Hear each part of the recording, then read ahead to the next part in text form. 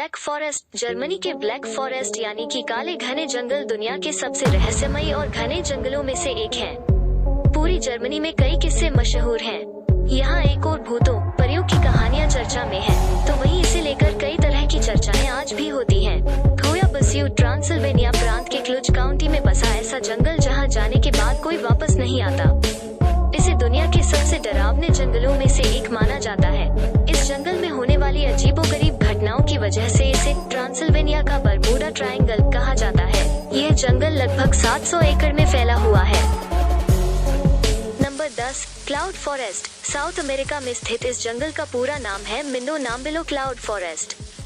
लगभग 192 वर्ग किलोमीटर में फैला यह संपूर्ण जंगल बादलों से घिरा रहता है और वर्ष भर यहाँ बारिश होती रहती है, जिसके कारण यह जंगल जलीय कीड़ों से भरा है जो कि बेहद ही खतरनाक है। यह जंगल काफी मिसहुआ के साथ बेहद खूबसूरत है, इसलिए इस जंगल में जानवरों की कई प्रजातियाँ पाई जाती हैं, जिसमें कई तरह की तितलियाँ, चमगादड़ तथा हजारों तरह के कीड़े रहते हैं।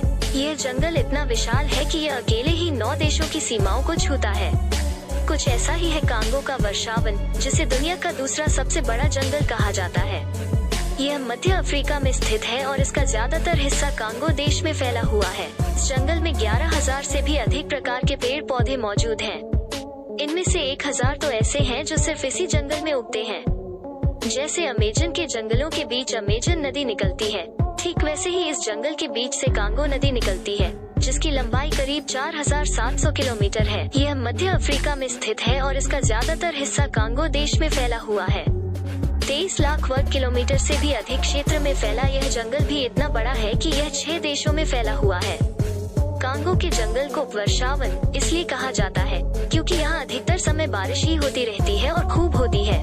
Number 1, taiga forest. यह जंगल दुनिया का सबसे बड़ा जंगल है जो एशिया, यूरोप और नॉर्थ अमेरिका तक 1 करोड़ 20 लाख वर्ग किलोमीटर में फैला हुआ है।